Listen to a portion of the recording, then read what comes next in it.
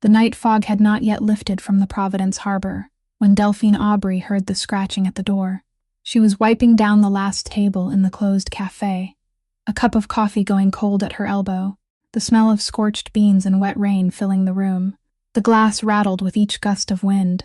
She opened the door not for the tall man standing silent beneath the awning, whose face she had not yet made out. She opened it for the dog, an enormous dog, soaked through, trembling in the cold, its sad eyes lifting to hers. "He's cold," she said softly, and nothing more. She knelt on the cold stone floor, dried his massive chest with her cleanest towel, then poured him a bowl of warm water. And that dog, the same dog that had vanished into the winter storm a year ago, immediately recognized her. Without a moment of hesitation, the massive animal laid its heavy head upon her knee and let out a long, familiar sigh, as if it had finally found its way back home. Salas watched from the shadows, his eyes narrowing, as the final proof of his months-long search unfolded right before him. Delphine did not know who the man in the shadows was. She did not know he had come to the cafe for reasons other than coffee. She did not know that in just 3 days he would set before her an agreement that could erase every debt she owed or bury her forever. She knew only one thing, the one thing she had always believed. A dog never chooses the wrong person. And tonight a dog had chosen her. She did not weep. She had not wept in 3 years. But when that stranger's large, scarred hand reached out and a low, rough voice rose from the darkness. "Do you have any idea what you've just done?" For the first time in a very long while, something in Delphine's heart stirred. "Before the story continues, please tell us one thing. Do you believe a dog can recognize a good person before humans can?" Leave your answer in the comments below.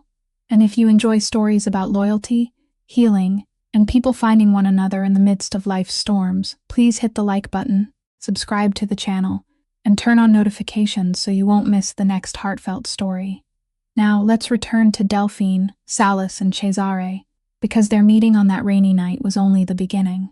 The man stepped out of the darkness beneath the awning, and the weak yellow light spilling from inside the diner fell across his face.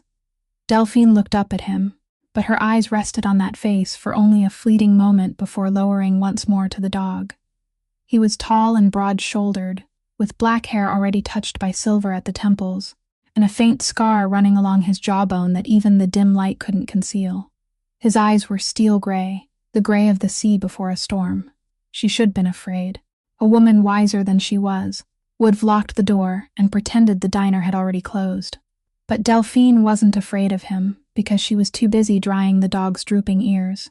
And at that moment, there was no room left inside her for any fear beyond the worry that the animal might catch a chill. He watched her kneeling on the stone floor, watched the way her calloused hands moved gently over the wet fur, and something in his gaze changed, something so subtle it was almost impossible to see, as though he had suddenly found something he'd been searching for a very long time without ever knowing what to call it. "This dog belongs to me," he said, his voice low and rough, the voice of a man who wasn't accustomed to explaining anything to anyone. "His name is Cesare. He doesn't go near strangers." Delphine didn't answer at once. She stroked the enormous animal's head one final time before rising to her feet, her knees aching from the cold stone, then wiped her hands on her faded apron. "Then perhaps tonight he felt the cold more strongly than he felt a stranger," she said. He looked at her for a long time, so long that the silence grew heavy, and within that silence, Delphine could hear the rain tapping against the roof, the water dripping from his coat onto the floor, and the dog's steady breathing now that warmth had begun to return to its body. She thought he would thank her and lead the dog away. But he didn't. Instead, he reached into the pocket of his coat, withdrew a small cream-colored business card, and placed it on the wooden table between them. She lowered her eyes to it.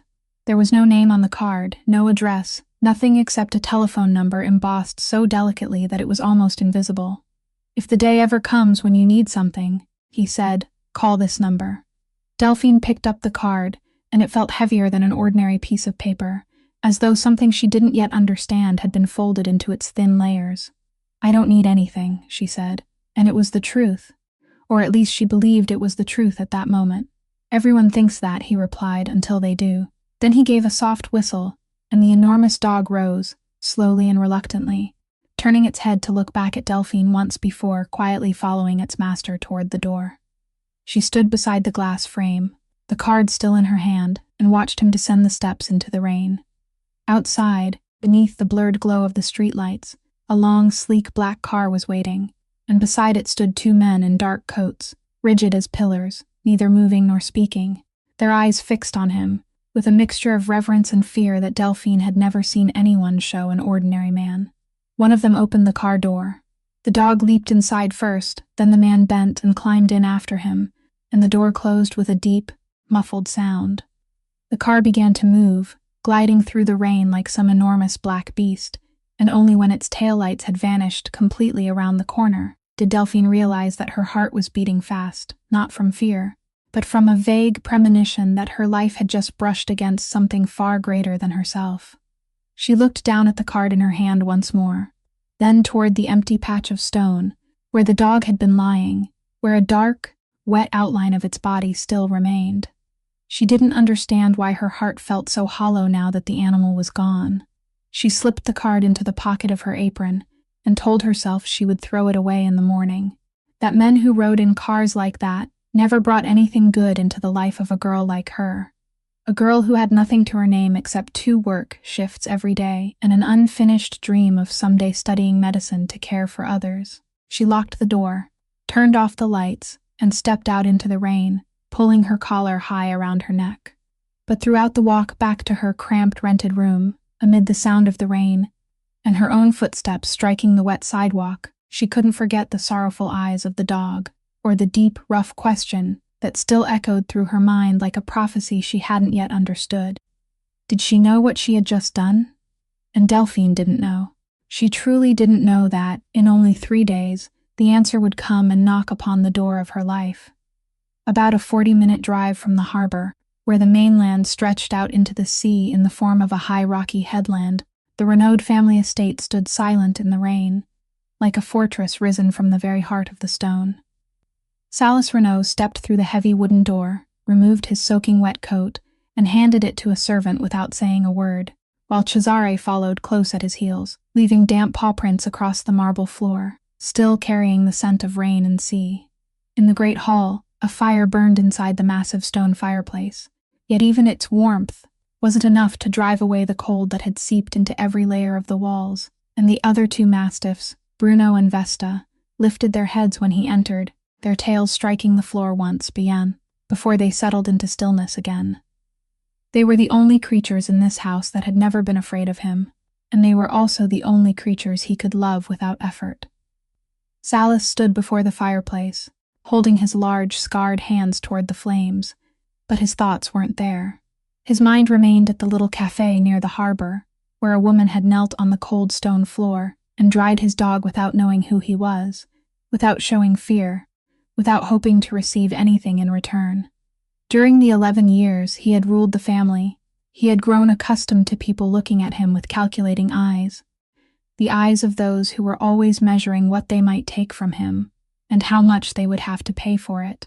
And he had learned to read the intentions behind such gazes as quickly as another man might read a newspaper. But the woman he had met that night had been different.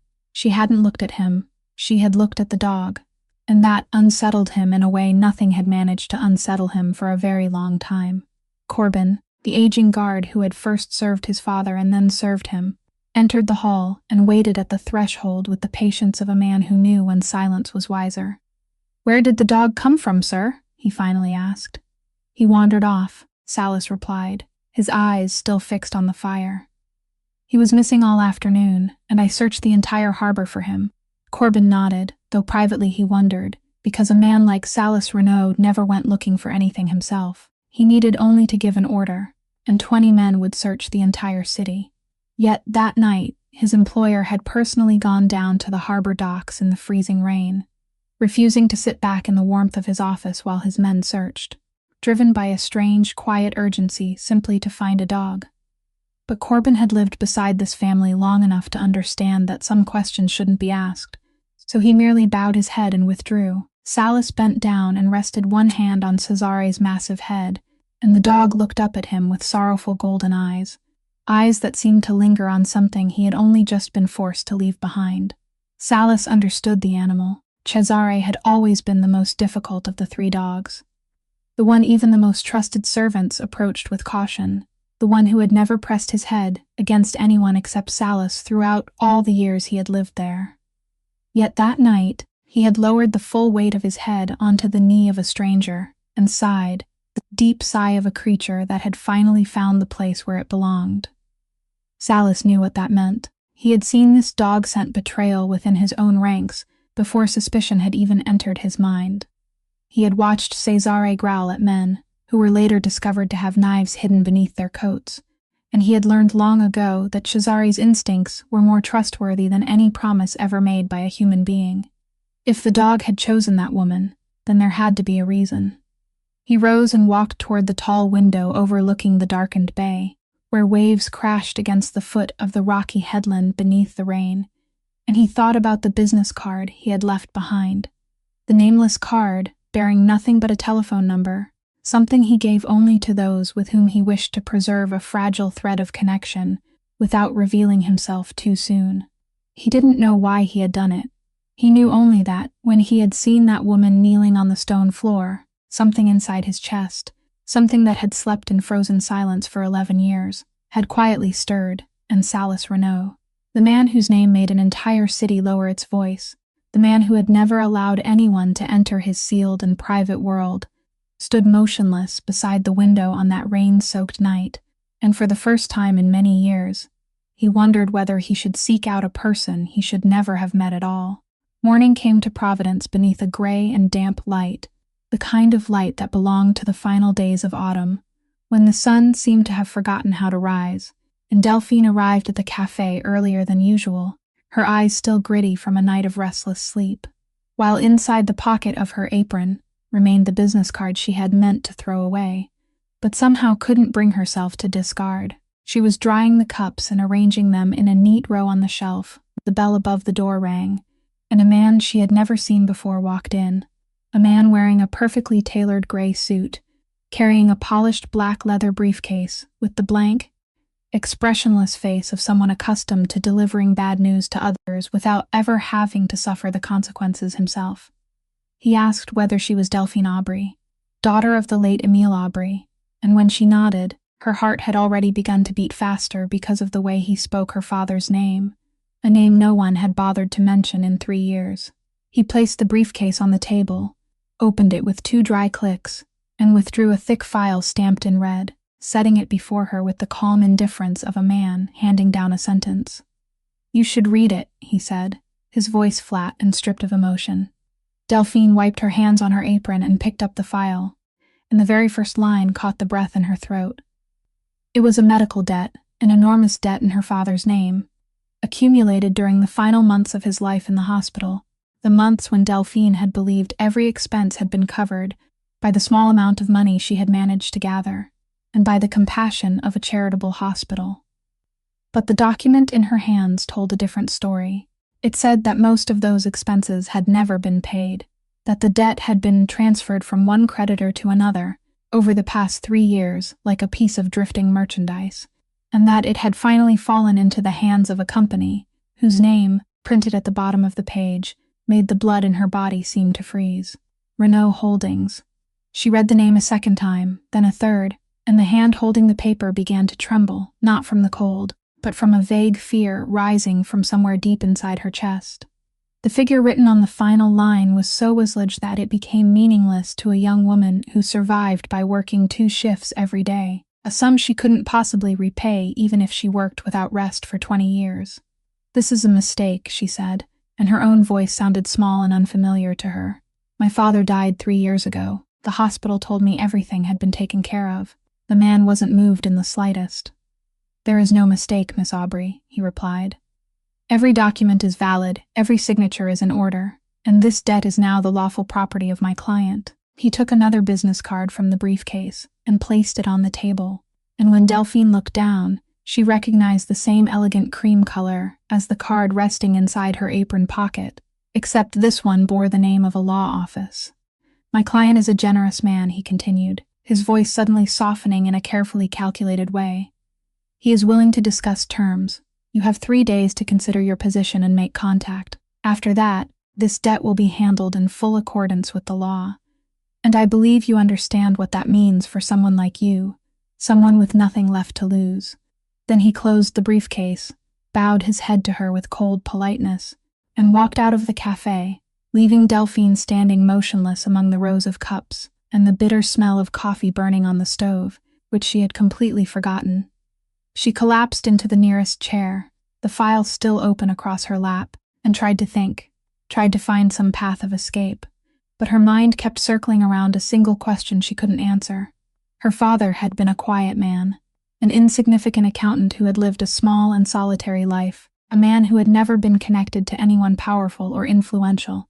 So how, through how many different hands, had the debt bearing his name finally found its way into the possession of the man whose eyes were gray like the sea before a storm, the man whose dog had rested its head upon her knee only the night before?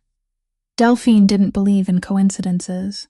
She looked through the glass window, where the early morning mist still hadn't lifted, and for the first time in 3 years, she felt the ground beneath her feet preparing to collapse, and she didn't know that the hand responsible for placing that file before her wasn't the hand she suspected, but another hand entirely, one far more discreet and far more ruthless. Delphine had held the business card in her hand for 2 full days. 2 days during which she turned the embossed number over and over beneath the light in her rented room hundreds of times.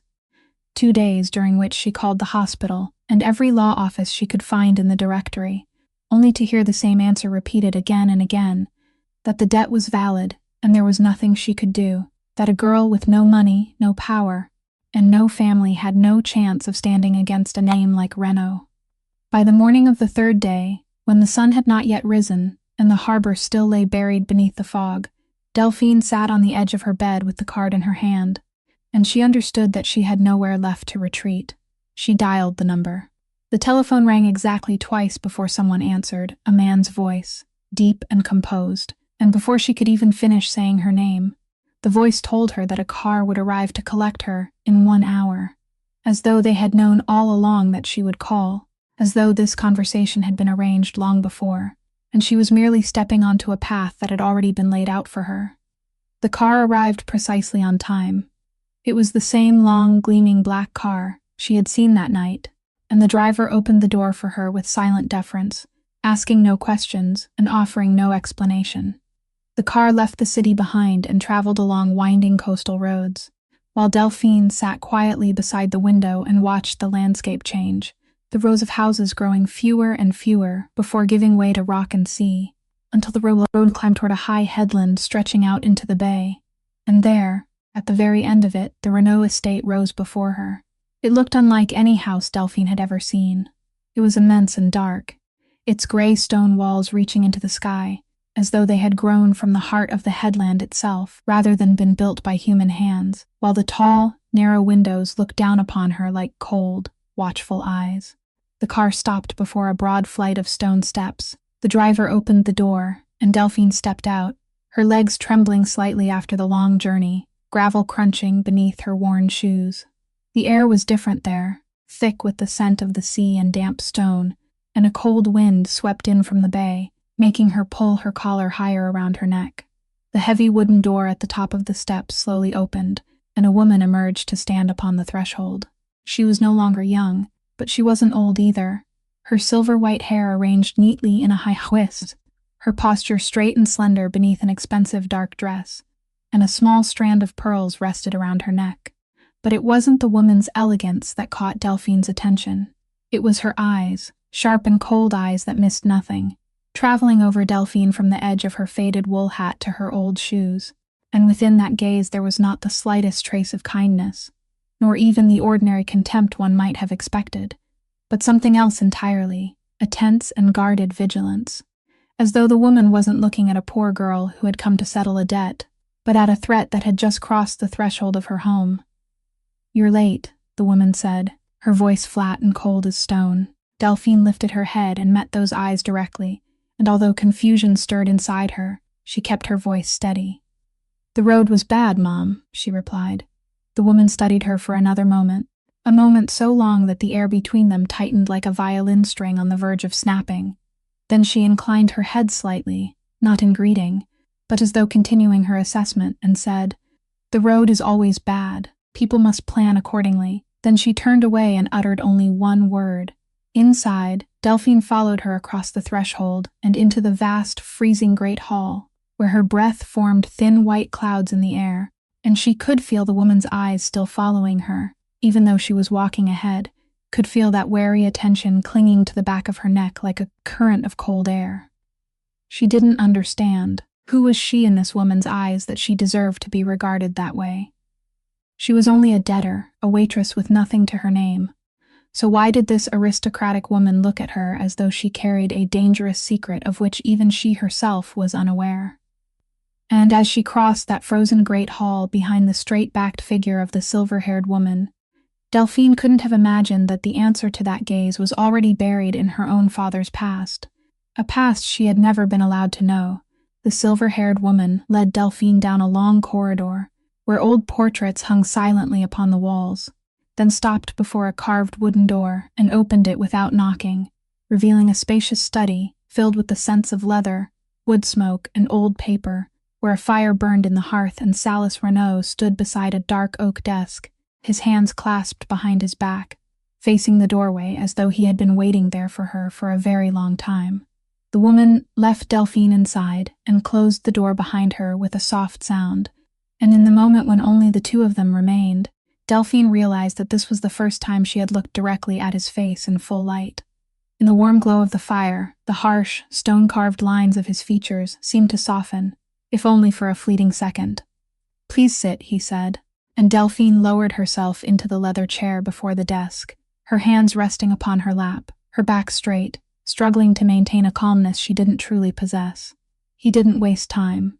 He drew a prepared set of papers toward her, placed them on the desk between them, and began speaking in that deep, rough voice without the slightest phrase even. The voice of a man accustomed to making the rules rather than obeying them. He told her that the debt bearing her father's name was now in his hands, that with a single signature from him it could disappear forever, and that the full cost of the 4 years of university she had always dreamed of would also be paid, so she would never have to serve another shift in her life. Delphine listened, and she waited, because she had lived long enough to know that nothing in this world was given freely, that behind every generous promise there was always a price. "In return," he continued, his gray eyes never leaving her face, "I need you to become my wife." For a moment, Delphine thought she had misheard him, but he continued, slowly and clearly, explaining that it wouldn't be a marriage in the ordinary sense, but a contract, an arrangement on paper that would last 18 months. He needed the respectable name of a wife, an unblemished face standing beside him beneath the watchful eyes of his family and those waiting for him to stumble, so that the question of succession could be settled, and the whispers silenced that an unmarried man like him wasn't stable enough to hold what his father had left behind. She would live in the estate, play the role of his wife in public, and ask no questions about his business. At the end of 18 months, she would leave with enough money to live a free life, without debt and without anyone knocking on her door in the middle of the night. "I ask nothing more of you," he said, "and I won't touch you." Delphine sat in silence for a long time, staring at the papers on the desk, at his large, scarred hand resting beside them, while images rose in her mind of her leaking rented room, the calls from the debt collectors, and the dream of becoming a healer she had folded away and buried for 3 years. She knew she had almost no choice. But there was one thing she wouldn't trade, even if it meant losing everything else. "I have one condition," she said, and her voice was so steady that even she was surprised. Salas raised one eyebrow and waited. "If I sign this paper," she continued, "you must never lie to me. You may keep many things from me. I know there are matters in this house I shouldn't ask about, and I won't ask, but anything you choose to tell me must be the truth. I have spent my entire life surrounded by other people's lies, and I would rather have one small truth than one grand promise made beautiful with false words." For a fleeting moment, something very old and deeply guarded shifted within his gray eyes, as though no one had ever asked of him anything so simple and yet so difficult. "I may keep many secrets from you," he replied after a long silence, "but I won't lie to you. That is the only thing in this house I can promise." Delphine held his gaze for another moment, then took the pen he offered her, and her hand remained steady as she lowered it to the final line and signed her name. At that very moment, The faint tapping of claws sounded against the wooden floor, and the enormous dog named Cesare quietly entered the study through the partially open door, walked around the desk, and lay down beneath Delphine's chair rather than at his master's feet, resting his heavy head upon the top of her foot and releasing a long, satisfied breath. Salas looked at the dog, then at the woman who had just signed her name, and a feeling he couldn't name rose within him, because his dog had chosen her once again, and he had learned long ago that Cesare had never chosen wrongly. On her first night at the Renaud estate, Delphine couldn't sleep. She had been shown to a room on the second floor, a spacious room with a large bed and heavy velvet curtains, far warmer than the rented room she had grown accustomed to. But its very unfamiliarity kept her restless, and after lying awake for hours listening to the waves crashing against the base of the rocky headland beyond the window, she finally rose, wrapped a thin robe around herself, and stepped into the dark corridor in search of a cup of warm water. At night, the house seemed even more immense and silent, the portraits on the walls reduced to dark shapes, and Delphine's footsteps echoed softly against the cold stone floor as she made her way downstairs, following a pool of golden light spilling from a partially open door at the end of the hall. She meant to pass by, but then she stopped, because through the narrow opening she heard a voice, and that voice left her motionless, because it was gentle, low and warm and so tender that she couldn't believe it belonged to the same man who had placed that cold contract before her earlier that afternoon. Delphine remained close to the doorframe and looked inside.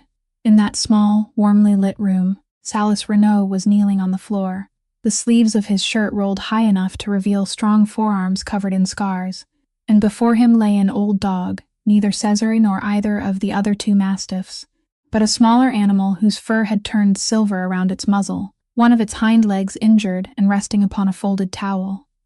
He was bandaging it, and he did so with a care and gentle skill Delphine had never imagined those large hands could possess, slowly winding each layer of cloth around the animal's trembling leg so he wouldn't cause it pain, speaking to it all the while in his deep, rough voice, which had now softened completely. "It's all right," he told the dog. "Almost finished. You're the toughest old fellow I know. You're doing well." The old dog looked up at him through eyes clouded by age, and gently licked his wrist, and Salas didn't pull his hand away. He merely lowered his head until his forehead touched the animal's silvered head for a moment, a gesture so quiet and intimate that Delphine felt as though she were witnessing something private that she had no right to see. She stood silently beside the doorframe, her heart beating slowly and heavily, and realized that the man inside this room wasn't the man she had believed him to be. The entire city lowered its voice whenever it spoke his name. He was the man who had sent a car to collect her, as though everything had already been arranged. The man who had purchased her fate with a single signature, and yet here he was, kneeling on the floor in the middle of the night to care for an old dog when no one was watching, when there was no one for whom he needed to perform, and no advantage for him to calculate.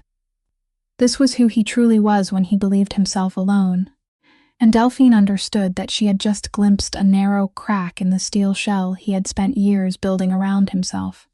She meant to retreat without making a sound, but the wooden floor beneath her foot gave a faint creak, and Salas's head snapped up, his gray eyes immediately returning to their familiar guarded expression, that brief crack sealing itself as quickly as it had opened. "You can't sleep," he said, not as a question, but as an observation, and his voice had returned to its usual composure. "I'm sorry," Delphine replied. "I was only looking for some water. I didn't mean to disturb you." He studied her for a moment, then lowered his gaze and finished securing the final length of bandage around the dog's leg. "His name is Fen," he said without looking up, his voice softening again despite himself. "He was the first dog I ever raised, back before I had to carry this family on my shoulders. He's old now. His legs are weak, and he falls often." Delphine stepped closer, slowly knelt on the other side of the old dog, and gently stroked its silvered head. Fen looked up at her, then pressed trustingly into the palm of her hand. For a moment within that small and warmly lit room, two strangers bent together over an aging animal, and neither of them spoke. There was only the soft crackling of the fire and the dog's steady breathing, and Delphine felt something delicate and quiet take root within the silence between them, something neither she nor Salas yet dared to name. During her afternoon walks near the gardens, Delphine often crossed paths with young Milo, Marisol's 8-year-old son, whose bright eyes and endless curiosity brought a rare warmth to the quiet estate. One sunny afternoon, while she was helping him piece together a wooden toy, the boy leaned in and whispered a secret. He told her about a beautiful woman with hair like fire, whom he had seen slipping quietly near the forbidden corridor of the eastern wing, carrying papers in her hands before vanishing into the shadows. Delphine had gently patted his head, telling him it was likely just a guest, but the boy's innocent words had lingered in the back of her mind. Delphine's first days at the Renaud estate passed like days spent inside a strange dream from which she had not yet learned how to awaken. A waitress who had suddenly been given a private room, servants who brought meals to her, and even an entire new wardrobe that the housekeeper quietly hung inside her closet without asking what she wanted. But among all those unfamiliar things, what surprised her most, and what set the entire household whispering, was the dogs. Salis Renaud's 3 enormous mastiffs were known throughout the estate as fierce and unapproachable animals. They obeyed him alone and greeted everyone else with guarded growls, to the point that even servants, who had worked there for many years, pressed themselves close to the walls whenever the dogs passed. Yet from the day Delphine entered the house, all 3 seemed to change. Bruno, the massive male with the broad, powerful chest, began following her silently from room to room like a shadow, and whenever she sat down, he pushed his heavy head into her lap, demanding to be stroked. Vesta, the clever female with bright eyes, waited outside Delphine's door every morning, and when Delphine opened it and stepped into the hall, the dog lifted her head and looked at her with a happiness she had never shown anyone else. Marisol, the warm-hearted housekeeper who supervised the kitchen, could only shake her head in astonishment and tell Delphine that in all the years she had worked there, she had never seen those dogs soften toward a stranger so quickly, that even she, the woman who fed them every day, had needed months before they allowed her to come near. But the strangest moment of all came one night, after Delphine had turned off the lights and was lying in bed, staring at the dark ceiling and thinking about the extraordinary path that had brought her to this place. She heard the soft tapping of claws in the corridor, followed by the sound of a heavy body nudging gently against the door, and the door to her room, which had been left only slightly ajar, slowly swung open. In the faint moonlight slipping through the gap in the curtains, Delphine saw Cesare, the leader of the pack, the most difficult of the dogs and the one most devoted to Salis, quietly enter her room. He walked around the bed with slow, dignified steps, then lowered his great body onto the floor at the foot of it, released a long breath, and turned his massive head toward the door, as though he had come to guard her while she slept. Delphine sat up and gently reached down to touch his warm fur, and the dog merely glanced at her for a moment through those sorrowful golden eyes before lowering his head again, peaceful and content, as though lying there was the most natural thing in the world. And in the moment her hand touched that familiar head, a strange feeling rose inside her, a feeling that she had known this dog before, that those mournful eyes and the way he sighed weren't as unfamiliar to her as they should have been. Though she couldn't remember where or when she might have seen him, she sat in the darkness with her hand resting on the dog's head and searched through her memories.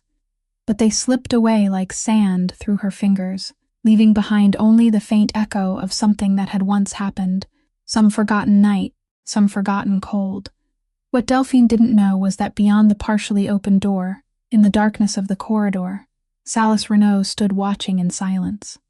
He had followed the dog after seeing him leave his usual place at the foot of Salis's bed, and he had remained there in the shadows, witnessing the most loyal creature he possessed choose to guard a woman who had entered his life less than a week ago. In 11 years, Cesare had never left him during the night, had never chosen anyone else, and now he lay at her feet, as though he had belonged to her for a very long time. Salis stood there for many moments, one hand resting against the cold doorframe, while inside his chest, the thing that had slept in frozen silence for so many years stirred once again, stronger now, clearer now, forcing him to close his eyes. He knew his dog never chose the wrong person. He had trusted Cesare's instincts with his life many times, and not once had the animal failed him. And if Cesare had chosen this woman, had chosen her not once but twice, then perhaps, Salis thought, perhaps the dog saw something in her that he himself was beginning to see, something he still didn't dare allow himself to believe.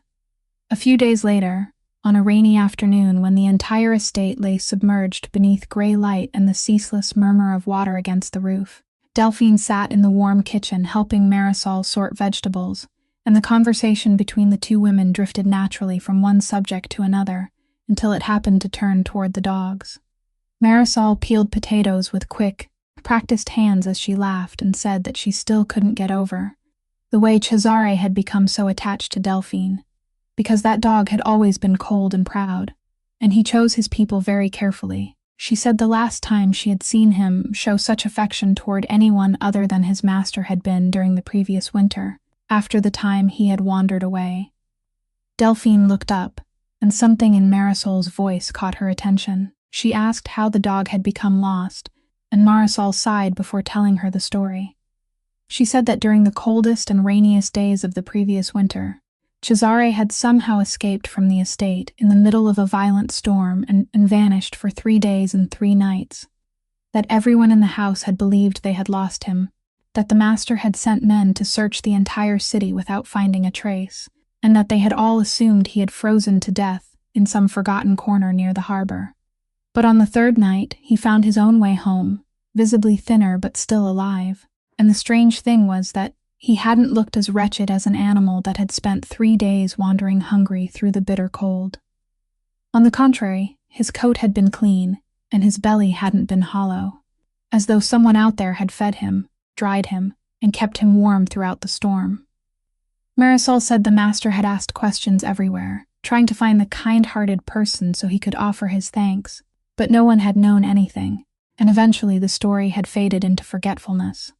Delphine fell silent, the knife in her hand stopping halfway through its motion, and her heart began to beat in slow, heavy strokes, because inside her mind, the blurred fragments of memory she had been struggling to recover for several nights suddenly joined together and took on a clear and unmistakable shape.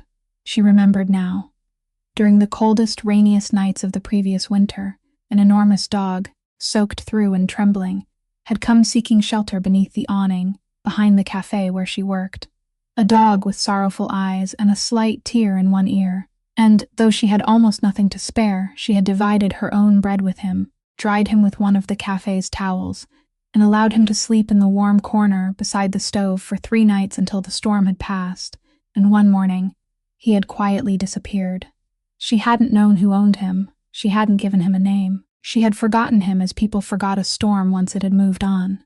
But the dog hadn't forgotten, Cesare hadn't forgotten her. And when that truth revealed itself completely within Delphine's mind, another truth, larger and colder, broke open beside it and sent a shiver through her body. That rainy night at the cafe, the night the dog had appeared and the man had stood silently in the darkness, the night she had always believed to be a chance encounter arranged by fate, hadn't been accidental at all. Salas Renaud hadn't lost his way and happened upon her cafe. He had gone there looking for her. His dog had remembered the woman who had saved him through that winter storm, and somehow Salas had followed the trail of that woman until he found her, until he stood beneath the awning of her cafe on another rainy night, accompanied by the very dog that had led him to her. The entire encounter, the nameless business card, all of it had been part of something he had planned in advance, something he had never once mentioned to her. Delphine set the knife down, her hands trembling slightly, while Marisol remained absorbed in peeling potatoes, and didn't notice the change that had come over her face. A tangled confusion of emotions rose inside Delphine, emotions she couldn't begin to unravel. Part of her was stunned by the knowledge that she had been searched for, that she had been drawn into this man's life, through an arrangement she had known nothing about. Yet another part of her, the part she didn't wish to acknowledge, felt an inexplicable warmth at the thought that the dog had remembered her for an entire year, that the small kindness she had offered during an old night of rain hadn't vanished into oblivion as she had believed. And amid that turmoil, one question surfaced, sharp and cold. If their meeting had been arranged, then how many other parts of this agreement had also been calculated without her knowledge? And what did the man with the gray eyes truly want from her? Delphine wasn't the kind of person who could keep a question buried inside once it had begun to gnaw at her. And that evening, after the entire estate had fallen quiet, she went to the study where Salas usually sat alone beside the fireplace with stacks of papers and a glass of liquor that rarely seemed to grow emptier. He looked up when she entered, and perhaps he read something in her face, because he set down his pen and waited in silence, in the manner of a man accustomed to allowing others to say what they needed to say. Cesare, lying at his feet, lifted his head to look at her, then lowered it again. "You went looking for me," Delphine said, not as a question but as a declaration, and she saw his gray eyes narrow slightly. "That night at the cafe," she continued, her voice steady though a whole current of emotion moved beneath it, "you didn't happen to pass by. You already knew who I was. You brought the dog there to find me. Cesare is the dog I saved last winter, isn't he?" Salis remained silent for a long while, and within that silence there was only the crackling of the fire and the rain still falling beyond the windows. Then he rose and walked toward the fireplace, and when he finally spoke, his voice was low and measured, without evasion. "Yes," he said.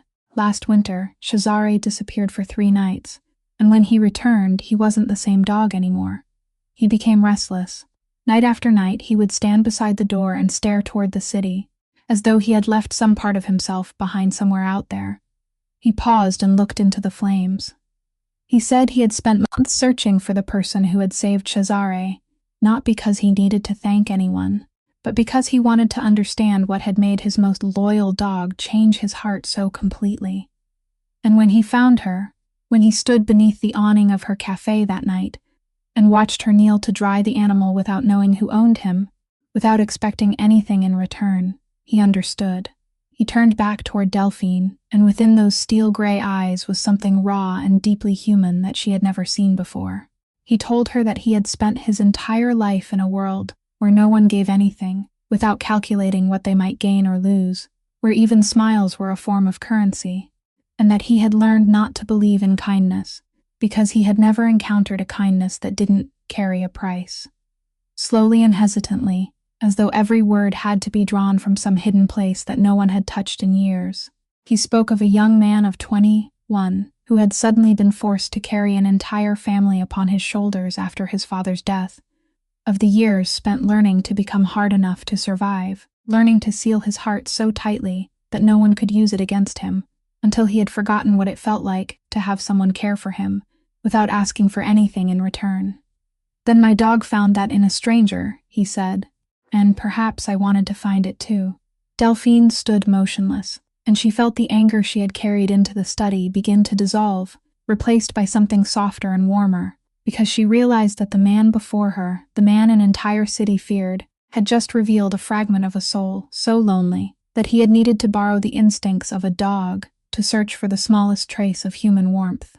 Quietly, she told him that she too had been lonely all her life, that she understood what it meant to close herself away so no one could hurt her, and in that moment, amid the firelight and the sound of rain, the distance between two strangers suddenly narrowed into something fragile and warm that neither of them yet dared to name. But just then, Delphine felt a current of cold air along the back of her neck, the unmistakable sensation of being watched, and when she turned toward the study door, which remained slightly open, she saw Odette, Salis's mother, standing silently in the darkened corridor. The silver-haired woman didn't speak and didn't enter. She simply stood there, watching Delphine with the same sharp, cold suspicion she had shown from the first moment on the stone steps. And now there was something else within that gaze, a wariness that had deepened into distrust, as though the sight of her son opening his heart to this woman was the most dangerous thing she had ever witnessed. Then she quietly turned away and disappeared into the darkness of the corridor, leaving Delphine standing there with a new uneasiness beginning to take root inside her, because she understood that no matter how much the distance between herself and Salis might narrow, there was still a pair of eyes within the house, waiting for her to stumble. A few days later, Odette hosted a dinner at the estate, one of the formal gatherings the Renaud family still used to receive people of influence within their world, and Delphine was required to appear as Salis's fiancée, playing precisely the role defined by their agreement. She wore a simple dark gown the housekeeper had prepared for her, arranged her hair neatly, and entered the grand dining room with a straight back and a composed stride, even though every nerve inside her was drawn tight, because she knew she was stepping onto a stage where every pair of eyes would be watching and judging. The long table was covered with a white cloth that gleamed beneath the candlelight, and among the elegantly dressed guests, Delphine immediately noticed a woman she had never met, yet some instinct warned her to be cautious. A stunningly beautiful woman with fiery red hair flowing over her bare shoulders, pale skin, and lips painted a deep crimson, seated near the head of the table as though that place had always belonged to her. The moment Delphine's eyes met that flame-colored hair, her heart tightened, because she remembered young Milo's innocent account of the red-haired woman who had been wandering near the forbidden corridor, and she understood that this was the woman he had seen. Marisol leaned close and whispered that her name was Séverine, that she had been involved with the master many years before, a relationship that had ended, though the woman herself seemed never to have truly gone away. Dinner began, and Séverine wasted little time before striking. She raised her wineglass and smiled sweetly, then, in a melodious voice edged like a razor, began making remarks that sounded casual, though every sharpened point was aimed directly at Delphine. In front of the entire table, she asked about Delphine's background, pretended to be surprised when she learned that Delphine had once worked as a waitress, then sighed with exaggerated sympathy, and remarked that these were unpredictable times indeed, when someone could go from serving coffee to walking straight into an estate like this, and that fate certainly had a remarkable way of opening doors. She lingered over every word, painting before the guests the image of a poor, opportunistic girl who had somehow maneuvered her way into the bed of a powerful man. And around the table, some guests smirked while others lowered their eyes to their plates, as Odette sat at the head of the table and observed everything through cold, penetrating eyes that revealed nothing. Delphine felt heat rush into her face, felt the humiliation of being diminished before a roomful of strangers, and for one moment she nearly buckled beneath the weight of those cruel words. Then she thought of her father, of all the years she had carried every burden alone without collapsing, and of the promise she had once made to herself that no matter how harshly life cornered her, she would never bow her head and beg anyone for pity. She lifted her gaze, looked directly into Séverine's eyes, and answered in a voice of astonishing calm that she saw nothing shameful in the work that had kept her alive, that serving another person a cup of coffee with her own honest hands was far more respectable than sitting idle and living off the reflected glory of a man who no longer wanted her. The entire table suddenly fell silent, and Delphine continued, her tone still gentle, though every word carried an edge, saying that she believed a woman of genuine worth had no need to diminish others in order to elevate herself, and that sometimes the most beautiful thing upon a person's face was kindness, something no powder or lipstick could ever create. The smile on Séverine's lips stiffened for a fleeting moment, and a flash of anger appeared in her eyes before she managed to conceal it. At the opposite end of the table, Salas, who had remained silent and watchful from the beginning of the meal, suddenly felt something surge within his chest that he hadn't experienced in 11 years. A hot rush of anger and an instinctive need to rise and shield someone, to destroy the cruelty being directed at his woman, and even he was startled by the force of that emotion. He set down his wineglass with slightly more force than necessary and cut through the conversation with a single cold declaration, stating that his fiancée wasn't a subject to be used for anyone's amusement, and the authority in his voice was enough to silence the entire table and force Séverine to hold her tongue. But when Delphine lowered her eyes to her plate, she noticed something that sent a cold shiver down her spine, because from the corner of her eye she saw Séverine, rather than seething like someone who had just been defeated, smiling faintly, a brief and mysterious smile, not the smile of a woman who had been humiliated, but the smile of a hunter who had finished studying her prey and was satisfied with what she had discovered, the smile of someone plotting something far greater than an insult delivered across a dinner table.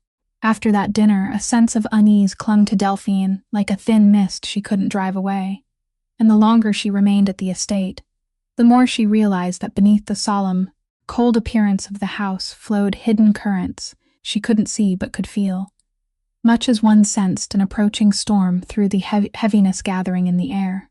She began to notice small things she had previously overlooked. There was a man who often came and went from the estate at late hours, a man named Tancredi, whom everyone in the house called Tank, Salas's right-hand man, a broad-shouldered brute, with a smile that always seemed fixed upon his lips. though his eyes never smiled with it. Delphine had disliked him from the beginning, and now she found him increasingly suspicious. Because several times, when she couldn't sleep and wandered through the corridors at night, she had caught him standing in a dark corner, speaking urgently into the telephone in a low whisper, and whenever he noticed her, he abruptly ended the call, offered her a false smile, and moved away, leaving behind an atmosphere she couldn't describe with any words except quiet danger. And it wasn't only Tank. Delphine also noticed a change in the way the servants looked at her and at one another. An unspoken tension had begun spreading through the household staff, revealed in averted eyes, conversations that stopped when she entered, and whispers that died behind the kitchen door whenever footsteps approached. Even Marisol, the warmest and most open-hearted woman in the house, sometimes became unusually thoughtful. And once when Delphine asked whether something was wrong, she merely sighed and said that there had been many complicated matters among the adults lately, and that Delphine would be better off attending to her own concerns, an evasive answer that only left her more confused. But what troubled her most happened one afternoon, when she was asked to carry a stack of documents to Salas's study while he was away, and as she placed them on his desk, her eyes accidentally fell upon a thick ledger that had been left open, a book filled with rows of figures that she assumed recorded the family's expenses. Delphine wasn't someone who pried into other people's affairs, and she had meant to turn away, but something on those pages held her gaze. Because although she couldn't fully understand the complicated figures, she could still see that the handwriting on many lines had been erased and written over, that several pages had been torn out, leaving ragged edges behind, and that the numbers in certain columns didn't appear to match in a way that seemed wrong even to someone like her, who had only studied the most basic accounting. Her father had once been an accountant, and though he had taught her very little about his profession, she still remembered him saying that numbers never knew how to lie, only people forced them to lie, and that when a ledger contained too many erasures, it was a sign that someone was trying to conceal something. Delphine quickly set down the stack of papers and left the study, her heart beating fast, telling herself that perhaps she was imagining things, that none of this concerned her, that the agreement had clearly stated she wasn't to ask questions about Salas's work. But the uneasy instinct inside her refused to settle. That night, she lay in bed with Cesare keeping watch at her feet, staring at the dark ceiling as she pieced together every small fragment she had seen. Tank and his secret telephone calls, the red-haired woman wandering near the forbidden corridor, before slipping away with several sheets of paper, the hidden tension among the servants, and the ledger marked by suspicious erasures.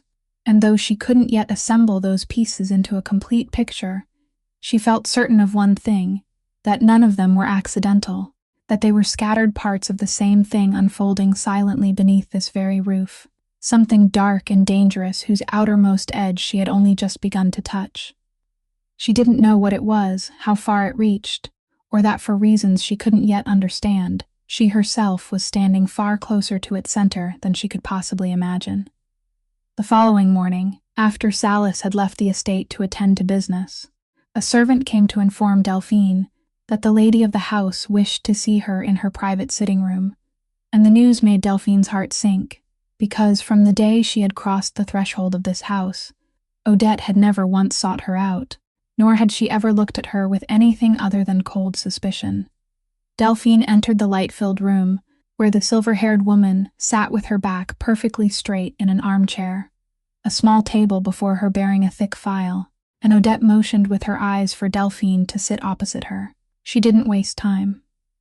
In her usual flat and cutting voice, Odette said that the time had come for Delphine to learn who she truly was in this game, that she had ordered an investigation into Delphine from the moment the young woman entered her home, because she wasn't the kind of person who would allow a stranger to draw close to her son without first uncovering every detail of that stranger's past.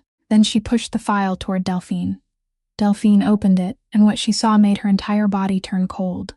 The documents concerned her father, Emile Aubry, the quiet man she had always believed to be nothing more than an insignificant accountant who had lived a small and solitary life. But the file told a different story.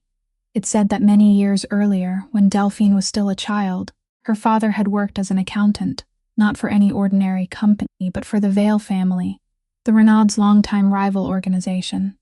The people who had fought this family for control of the harbor across 2 generations. Her father had kept their books, had known their secrets, and had been involved far more deeply than a daughter like her could ever have imagined, until he withdrew, took his family away to live in hiding, and kept everything buried until the day he died. Delphine sat frozen, her trembling hands turning one page after another, while the entire world she thought she understood shattered beneath her feet. But Odette hadn't finished. In a cold voice, she showed Delphine something even more horrifying: the medical debt bearing her father's name, the debt that had driven her to the Renaud estate, the debt that had become the chain binding her to this agreement, was false. Odette said she had ordered her people to trace its history, and they discovered that it had never legally existed in the way it appeared to, that someone had carefully constructed it, forging documents and signatures before skillfully placing it among the family's legal accounts, so that Salas, while reviewing the money owed to him, would happen upon it and believe it was real. Whoever had built that trap had calculated everything.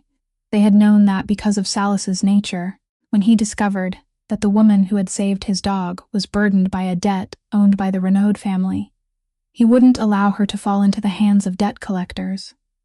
He would find a way to bring her into the estate, into the very heart of the family. Delphine felt the room spin around her as the terrible truth revealed itself in full.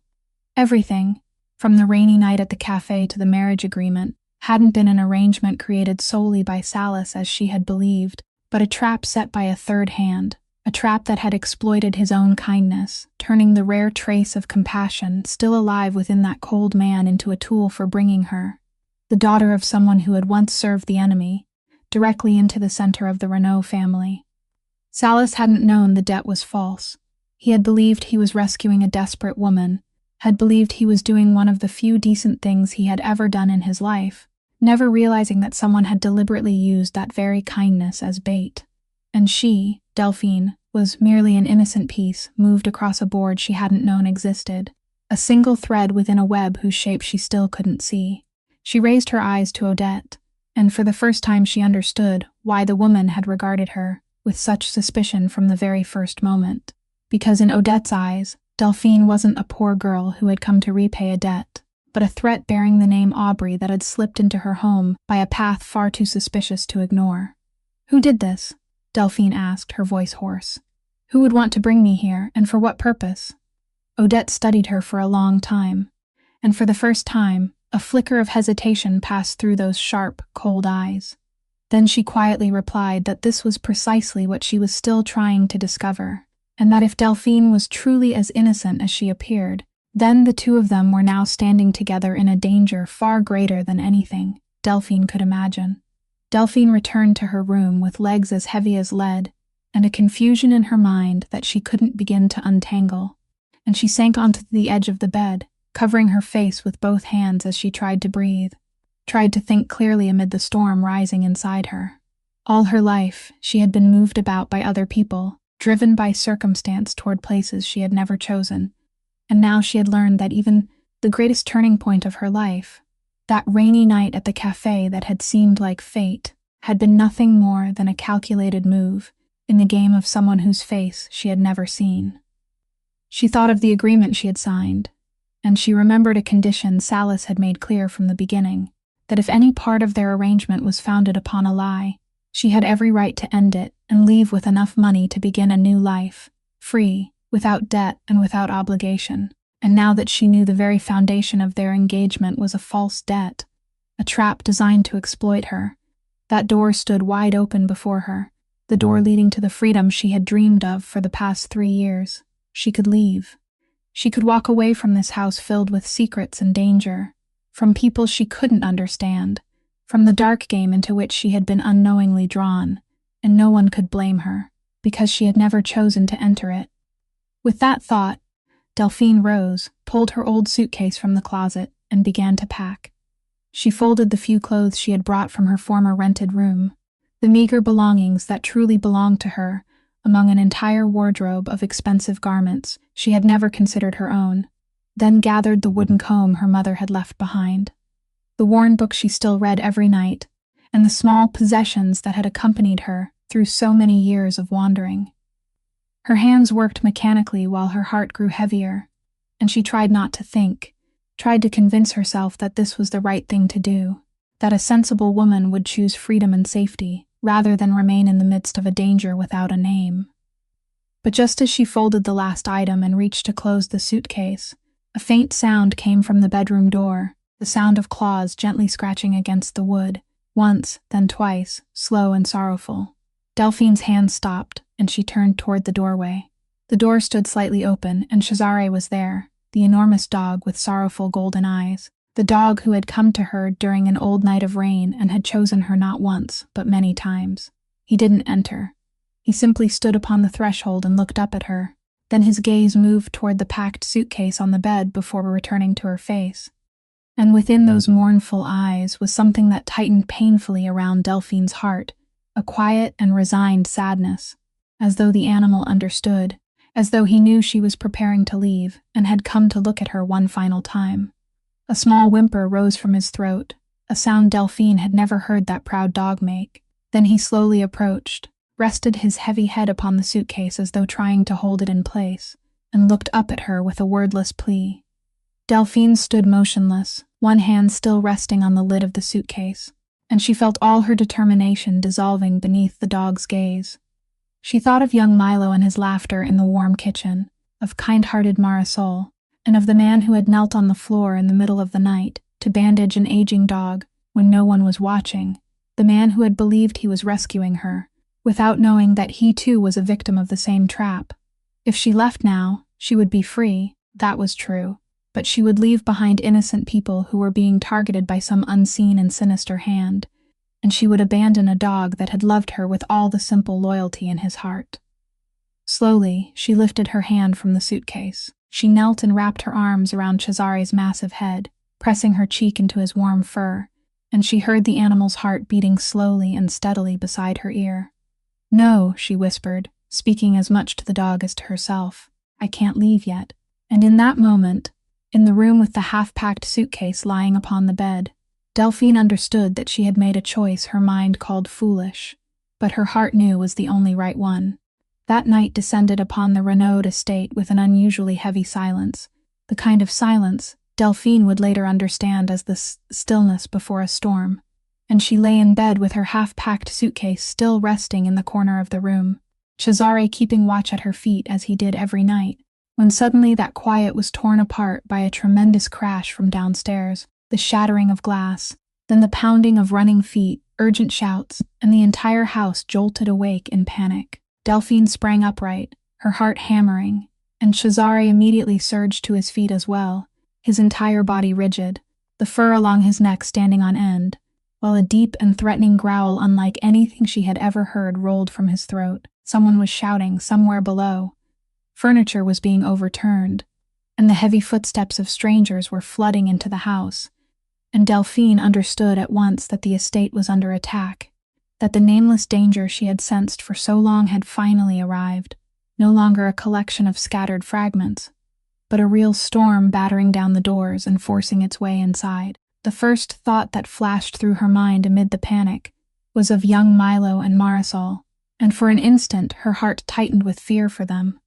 But then she remembered that the kitchen and the servants' quarters stood in a separate wing at the rear of the estate, far from the main house, and that careful Marisol had taken her son back there to sleep before nightfall, safely removed from the violence now unfolding, and that knowledge steadied Delphine enough to think about what she needed to do.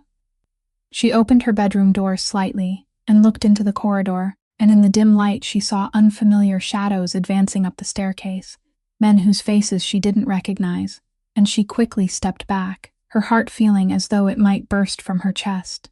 Cesare planted himself directly in front of her, between Delphine and the doorway, his enormous body becoming a living wall, and when one of the strangers kicked the door open and charged into the room, the dog didn't hesitate. He lunged forward, a roaring mass of muscle, throwing himself between Delphine and the danger, forcing the attacker backward in alarm, and defending her with every measure of his strength and loyalty.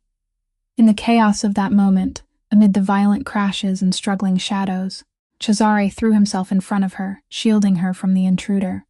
The massive dog staggered under the heavy clash, a low whimper escaping his throat as he collapsed to the floor, his dark coat stained with red. Yet, even wounded, he struggled to keep his body between her and the danger. And in that instant, something rose inside Delphine that was stronger than fear. There was an opening for her to escape. The staircase behind her was clear, and she could have run down it and fled outside, saving herself as reason screamed at her to do. But she didn't run. She couldn't abandon the dog who had chosen her twice, the dog who had just used his own body as a shield for hers. Delphine rushed forward, dropped to her knees beside Cesare in the middle of the chaos, wrapped her arms around his massive head, and covered him with her own small body. She screamed for help, her voice filled with desperation and fierce resolve. She wouldn't leave this animal, even if remaining meant sacrificing her own safety. It was at that very moment, while Delphine knelt amid the danger, with the wounded dog in her arms and no thought for herself, that Salas appeared at the far end of the corridor. He had raced upstairs after hearing the commotion, and the sight before him stopped him for one brief moment, even in the middle of the crisis, because he saw the woman who had been given every chance to escape, the woman who only hours earlier had been packing her belongings to leave him forever, now kneeling in the midst of danger, using her own body to protect his dog, choosing to remain instead of fleeing. No declaration of love could have spoken more clearly than that single act, and Salas, even as cold fury drove him forward to defend his home, felt something inside his chest break open and blaze to life, a truth he could no longer deny. He and his men quickly subdued the attackers and drove them from the estate, and when the chaos finally settled, he crossed the wrecked corridor toward Delphine, who was still holding Cesare tightly in her arms, tears streaming down her face without her even realizing it, and when their eyes met over the wounded body of the dog, something between them had changed forever. After that horrifying night, once Cesare had been taken away to have his wounds treated and the entire estate was still reeling from the shock, Salas immediately launched a relentless investigation to uncover whoever had dared attack him inside his own home. Because a raid that bold couldn't possibly have happened without help from someone on the inside, someone familiar with the estate who had opened the way for the intruders. His men quickly discovered that the attackers belonged to the remnants of the Vale family, the old rival organization Salas had believed to be in decline for years. But what sent a chill down his spine was how intimately they knew the layout of the house, including entrances and passageways, known only to the most trusted members of his inner circle. As each link in the chain was uncovered, every clue eventually led back to a name that left both Salas and Delphine stunned, though for entirely different reasons. Tank, Salas's right-hand man, whose secretive telephone calls Delphine had witnessed at night, was seized and questioned, and under pressure, he confessed everything in a state of overwhelming terror. But what he revealed wasn't what anyone had expected, because Tank, whom they had all assumed to be the mastermind, turned out to be nothing more than a pawn, a man who had been bribed and manipulated, and the name he finally whispered through trembling lips, the name of the person truly responsible for everything, was one no one had anticipated: Séverine. The breathtaking red-haired woman, the former lover everyone had dismissed as nothing more than a bitter beauty, who still couldn't forget Salas. The woman who had sat at the family's own dinner table and played the role of an abandoned victim so convincingly that she had earned their sympathy, had been the hand quietly weaving the entire conspiracy. Once the truth came to light, every scattered fragment Delphine had gathered fell into place, forming a complete and chilling picture. Séverine had been the one wandering through the forbidden corridor, where young Milo had innocently seen her, slipping into locked rooms to steal confidential documents, plans, and details about the hidden entrances to the estate. She had been the one who created the false medical debt in Delphine's father's name, carefully forging documents and signatures before secretly placing them among the family lawyer's files, calculating with perfect accuracy that Salas would fall into the trap because of his own compassion. And when her motive was finally revealed, it proved even more ruthless than anything Delphine had imagined. Séverine had never truly loved Salas as she had pretended, or if she once had, that love had long since decayed into hatred and ambition. After Salas left her years earlier, she had carried the wound like a private poison, and secretly joined forces with the Vale family, the Renaud's lifelong enemies. building a patient and elaborate plan that would allow her to take revenge upon the man who had rejected her, while seizing the wealth and power she believed should have belonged to her. Bringing Delphine into the estate had been one of the Fracrula moves in that plan, because Severine had investigated Delphine's father and discovered his history, learned that she was the daughter of a man who had once served the Vale family, and calculated that the presence of someone bearing the Aubry name at the heart of the Renault household would plant suspicion, turn Salis and Odette against one another, and create fractures within the family that she could exploit, all while quietly draining their fortune through altered ledgers and using Tank as her inside man. When Delphine heard everything, she felt both relief and outrage. Relief because she finally understood why she had been dragged into this nightmare, but outrage because she, her dead father, and even Salis's kindness had all been reduced to pieces on one calculating woman's board of vengeance. Salis, when the entire truth stood before him, remained motionless in the study, and a deep bitterness passed across his face, because the person who had betrayed him and carried a blade into the very heart of his home was someone with whom he had once shared part of his life, someone he had trusted enough to open his heart to, if only once. But beneath that bitterness, a cold and controlled fury was rising, the fury of a man who had just discovered that even his capacity for compassion had been used against him, and he knew the game wasn't over, because Severine was still out there, and now that her scheme had been exposed, she would be more dangerous than ever. The following morning, as the mansion slowly settled back into a fragile sense of peace, after the storm and Cesare continued to recover under careful watch, Delphine finally found a quiet moment by the grand window overlooking the bay. It was there that Odette came to her. The silver-haired woman approached slowly, lost in thought, no longer carrying the rigid, cold composure that had become so familiar. She stood beside Delphine in silence for a long while, both of them gazing out at the silver-gray waters below before she finally spoke. For the first time since the day Delphine had stepped into this house, Odette's voice no longer carried the sharpness of a blade. Instead, it held the weary weight of someone who had carried her suspicions for far too long, along with something that sounded very much like regret. She told Delphine that she owed her an explanation, and perhaps an apology as well. She confessed that from the very first moment she had seen her standing on the front steps, she had looked upon her as an enemy. She had ordered an investigation and learned that Delphine carried the Aubry name, that her father had once served the Vale family, and to a woman who had spent her entire life surrounded by conspiracies and betrayals, the sudden appearance of someone like her, entering the household through a suspicious debt and so quickly winning the affection of both her son and the dogs, could only mean one thing. It had to be a trap. Odette admitted that she had been convinced Delphine was a spy planted by their enemies. That was why she had been cold, severe, and endlessly watchful. Not because she was cruel, but because she had been doing what mothers like her had always done. She had built every wall she could imagine to protect her only child from a danger she believed was real.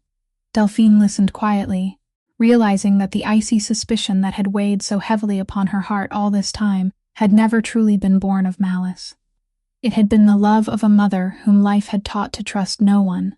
Then Odette turned and looked directly into her eyes and told her that everything had changed on the night of the ambush. She had seen it all. She had watched Delphine, a young woman who had been given both an open door to escape and a contract that would have allowed her to leave with honor and legitimacy, choose instead to kneel in the midst of danger to hold an injured dog in her arms. She had watched her use her own body to shield it without a second thought for her own life. Odette said that a spy, someone sent to destroy this family, would have seized the opportunity to flee. Such a person would have never risked her life for an animal or for the people living within a house she was supposed to despise. Only a genuinely kind heart could have made such a choice. In that moment, as she witnessed Delphine's selfless courage, every doubt Odette had carried for so long simply melted away. She realized that she had been wrong. Delphine wasn't a threat. She was an innocent victim, pushed onto the same cruel chessboard by the same dark hand manipulating them all. More than that, she was the woman who had risked everything to save both the dog and Odette's son. Then the silver-haired woman did something Delphine never could have imagined.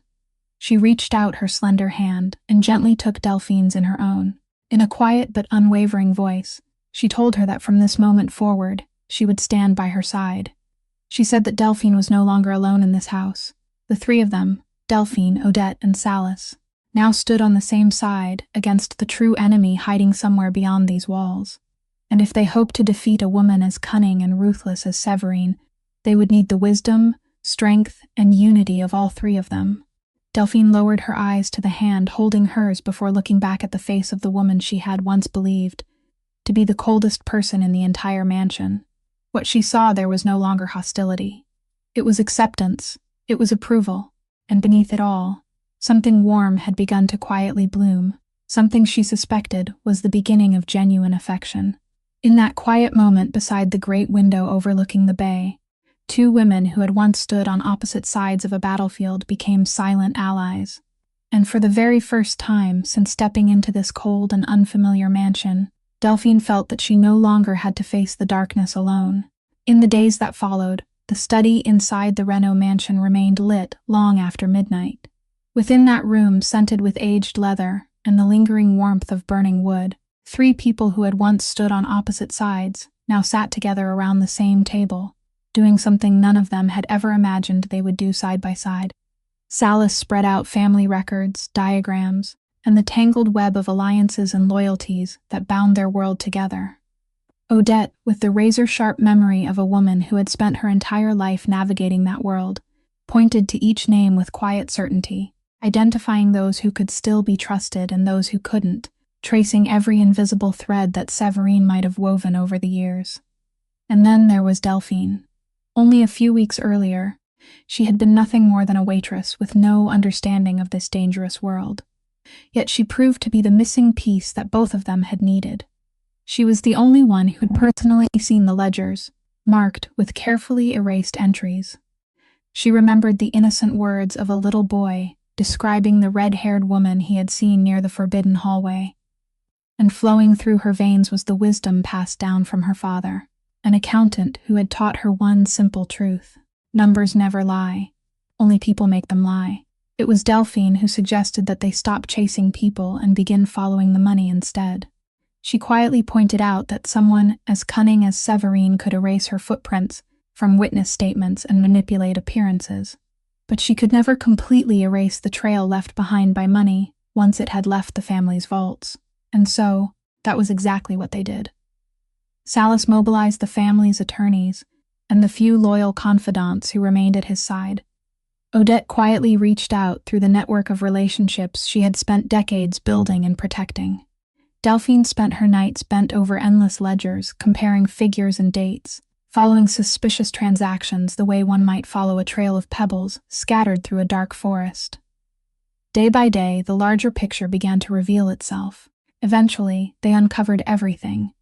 They found the accounts Séverine had established under other names, the family funds that had been siphoned away in small, deliberate amounts over the course of 2 years through Tank's hands, the forged financial records, and even the secret transactions linking her to what remained of the Vale family. Salis acted immediately. He froze every account, severed every financial connection, and within only a few days, the very lifeblood that had sustained Séverine's schemes had been cut off completely. Then came the day when the truth was finally brought into the light. Salis called for a formal gathering of the entire family. Everyone came. The respected elders, the skeptics, and those whose loyalties had begun to waver all assembled beneath the same roof.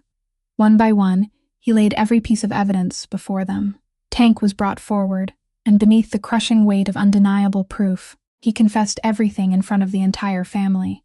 He admitted that Séverine had bribed him, manipulated him, and used him as nothing more than a disposable pawn in her carefully orchestrated game. Odette rose to her feet and, with the unquestioned authority of a woman who had lived through 3 generations of this family, confirmed every word of his confession. She declared before everyone present that the true traitor had never been the woman carrying the Aubry name, whom so many had suspected. The traitor had been the red-haired woman who had shared their table and smiled warmly at them for years while secretly plotting their downfall. When the eyes of the entire family turned toward Delphine, she didn't lower her gaze. She stood tall beside Salis and calmly presented the financial evidence herself.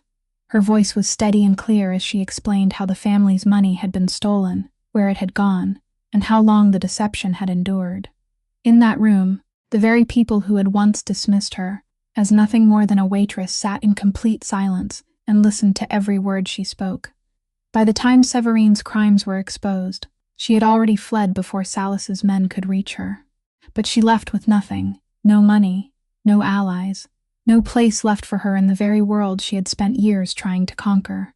And the remnants of the Vale family, having lost the guiding hand that had operated from within the Renaud household, quietly disappeared back into the shadows. Yet during those extraordinary days, what surprised Delphine most wasn't their victory. It was the feeling of sitting beside Salas at the great oak table, both of them leaning over the same pages, discussing decisions together. They were no longer a buyer and a seller, no longer a creditor and a debtor. They had become two people standing on the same side, sharing the same burdens and carrying the same responsibilities, working together as though they had always belonged there beside one another. And in the corner of the room, resting upon the thick cushion that Salas had specially ordered for him, Cesare continued to recover a little more each day. His massive head rested upon his front paws, while his golden eyes watched the two of them in quiet contentment. Whenever Delphine passed by, he would gently tap his tail against the floor just once, as though he knew, as though perhaps he had always known, that everything had finally found the path it was meant to follow, from that distant rainy night when he had made his choice. That night, the season's first snow began to fall over the bay. The delicate flakes drifted silently through the warm glow of the porch lights before settling upon the cold stone and melting away. Delphine found Salas standing alone by the railing, gazing out over the dark waters below. He wasn't wearing a coat. His large, scarred hands rested upon the frost-covered stone, as though he had been standing there for quite some time. She walked quietly to his side, and for a long while neither of them spoke. There was only the sound of waves breaking against the rocky shore beneath them, and the soft whisper of falling snow, so gentle that one almost had to hold their breath to hear it. Then he finally spoke, his voice low, rough, and unhurried. He told her that there was something he owed her, something he had avoided for far too long. He said that, throughout his entire life, he had learned never to speak aloud what he felt, because in his world, whatever was spoken could someday be used against you. But tonight would be different, because he didn't want her to leave this house without knowing the truth. "I want to tell you something," he began, before falling silent for a moment, as though gathering every ounce of courage he possessed. "I want to tell you that this house isn't a home anymore if you aren't in it." He told her that he had spent 11 years living within these cold walls, without ever realizing how empty they truly were until she arrived, and showed him that warmth could still exist here. He wanted to tell her that every time he walked into a room, his eyes searched for her before anything else, and that he had never chosen for that to happen. He wanted to tell her that on the night that woman spoke cruelly to her at the dinner table, he had wanted to break something, and that for 11 years he hadn't wanted to break anything at all. He wanted to tell her that when he ran into the hallway that night and saw her kneeling beside his dog, holding him close while an open door stood waiting for her escape, something inside his chest had shattered.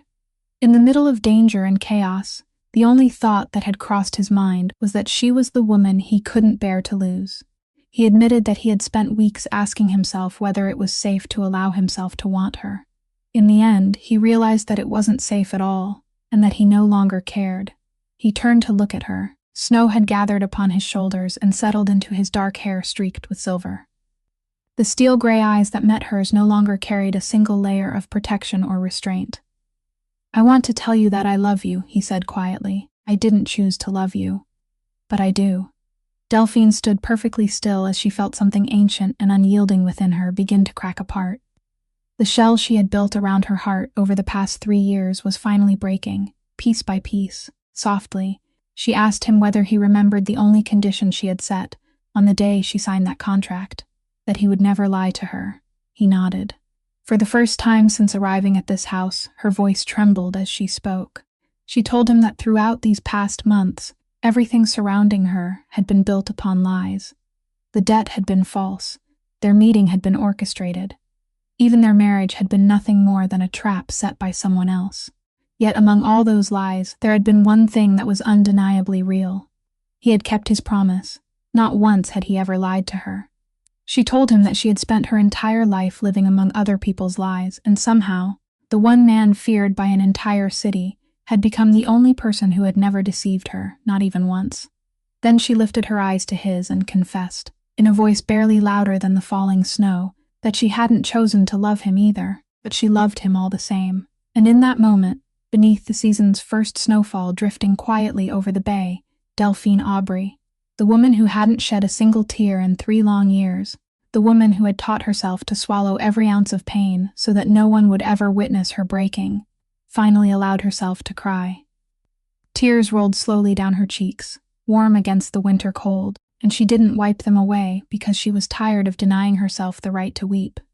Salas raised his hand, and those large, scarred fingers touched her face so gently that she could barely feel them as he brushed away her tears with the same tenderness she had once seen him show an aging dog late at night. He said nothing more. He simply drew her into his arms, and for the very first time in her life, she allowed herself to be held without fear. At that very moment, the soft sound of claws tapping against snow-covered stone broke the silence. Cesare, still recovering from his injuries, had quietly made his way onto the porch in search of them. Without hesitation, he pressed his massive, warm body against their legs and rested his head between them, in the way only a dog can, when it has decided that these are its people, and that no one in this world will ever take them away from him again. Many years passed along the Providence harbor, and the gray stone mansion that once stood upon the headland, cold and impenetrable like a fortress, had become something entirely different. It had become a true home. The doors of the western wing that had once remained tightly shut now stood open to welcome the morning sunlight. Laughter echoed from Marisol's kitchen each day, and the rich scent of freshly baked drifted through hallways that had once known nothing but silence and the sound of footsteps upon stone. Delphine eventually completed the nursing degree she had folded away and abandoned for 3 long years. She went on to work at a small clinic downtown, where the hard-working people of the harbor came seeking her care. Not one of them could quite believe that the gentle woman, bandaging their hands and listening patiently to their stories, was the wife of the man whose name had once caused an entire city to lower its voice whenever it was spoken. Little Milo, with his bright eyes and unruly hair, grew into a tall and capable young man. The childhood dream he had once spoken of, sailing among the ships beyond the harbor, came true in a way even he hadn't imagined. He became the overseer of the family's docks, carrying responsibilities that suited both his heart and his character. Whenever his mother, Marisol, spoke of her son, her eyes would always grow misty. She would say that if Delphine hadn't sat beside him all those years ago, helping him study and encouraging him to stay in school, he never would have become the man he was today. When Cesare fathered his final litter of puppies, Milo asked to keep one of them for himself. The little dog had dark fur and the same soulful eyes as his father. Milo named him Aubrey, after the woman who had changed the course of his life.